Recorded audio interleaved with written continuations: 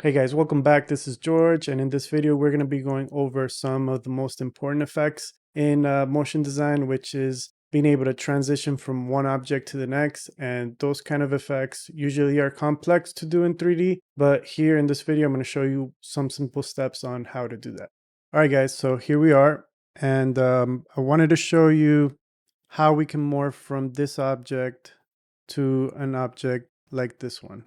Right now, we don't have the same geometry. So what we're doing here is we're grabbing this high-res geometry from this sphere, and we're using a ray node with the method to minimum, and then we're getting this projection. So this is our original object, and we're projecting this here.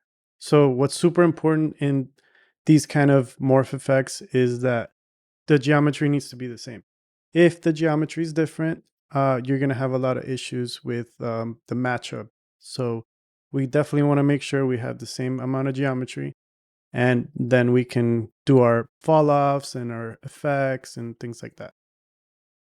So now that we have these two objects, which are going to be the same amount of polygons and all that stuff, so we have 25,002, and then here we have 25,002.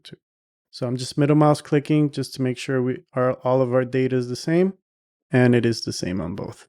Then we're going to drop down a MOPs shape fall off. I'm going to link it up.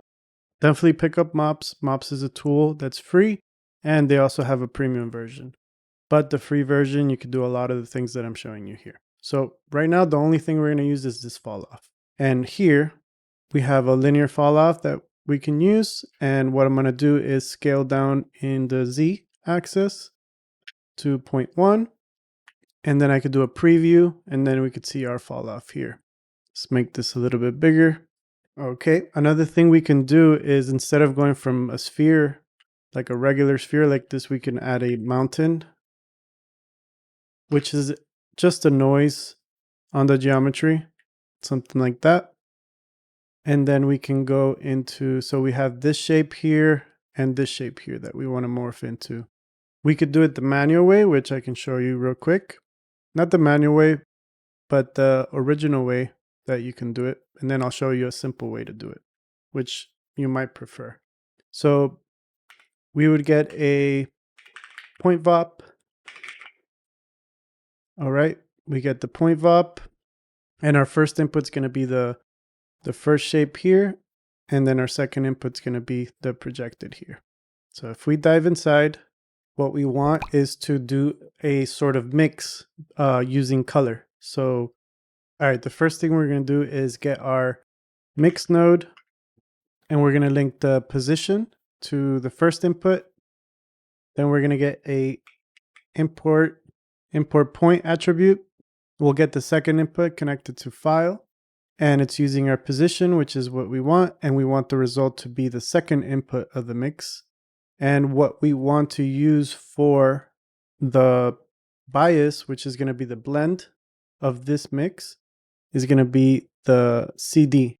But before we connect this, you could see that our input is this color green, and this one's kind of like a cyan. So what we need to do is get a vector to float, and then connect CD to vect. And then you could input any of these in here. Then the blend is actually going to go into position. And then there's our mix. And then that's kind of our effect there.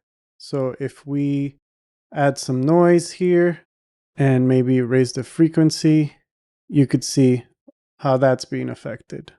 So another thing we could do is maybe go back to the shape and add a little bit more buffer into our blend, maybe 0.5. So now if we animate this, we'll bring this like this, and then we'll alt click, add a keyframe there, and then go to 96, and then drag it over, alt click. And now if we take a look, we can see our effect happening. Now, if you don't want to use this method, you could actually just use a blend shape, put the first input in here, and then the second input in this little line here. So With the blend shape, we can go in between like this, but we're not getting that fall off effect. So what we're going to end up doing is changing a few things here.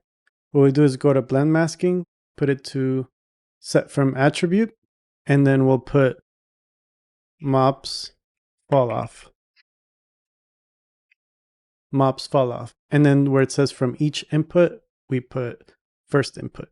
So now we could see the same effect is happening. So the first method was to kind of show you how to do this manually. And then the second one is how you can do it with the blend shapes. So for the setup of the rendering, I'm going to provide the files on Gumroad for free where you can download them. But pretty much what I did here was, so for SOP Create, we did the rubber toy here. We match size it so it's centered, and then we scale it down. The other thing we did is animate it with $FF. And then here we merged our morph animation. So here inside the import data, I imported the falloff, CD, and mask. And just for good measure, I usually just leave this ticked on to star for the subset groups. Then we created the material library, created a shader for the glass for the rubber toy. And this is the shader for the morph. And we have here, we have a outline pass that we're going to use for, that we use for the glow. And here's just the regular beauty pass of what it's going to look like. And everything here that's purple is the noises. Here are two shaders. Here we're mixing the shaders. We're getting the geometry color in here from MOPs fall off, and then we're getting the geometry color from the mask to do this outline effect. And then displacement here, we're using this noise that's linked. So yeah, just mess around with it. Pretty much this is all driven through a displacement. So the displacement that kind of gets that cube effect is this one here, cell. And then we're just mixing it. Two different noises, and then the fractal is doing the bias, which is the mix between these two. But yeah, check it out, mess with it, and if you have any questions, just leave them in the comments and I'll try to clarify anything that may be confusing. And then we go back, we have our assigned materials. We just put a simple dome light with the HDR, an area light to be backlit a little bit, and then another area light on the other side, and our camera, which is just a straightforward camera. And we're using the resolution of 1920 by 1920 for the render. So here's 1920, rendering with Karma XPU. And then our image output, we're just outputting a few passes, the beauty pass, combined glossy. I didn't use it, but that's what I had set, normal, and that's it. That's pretty much it. So the files will be available on Gumroad for free, and it'll be on the description or a link here in the top of the video. Yeah, let me know if you found this video useful, and if you have any projects or cool work that you've used this effect, be sure to share it. Thanks again guys for watching, and I'll see you guys on the next video.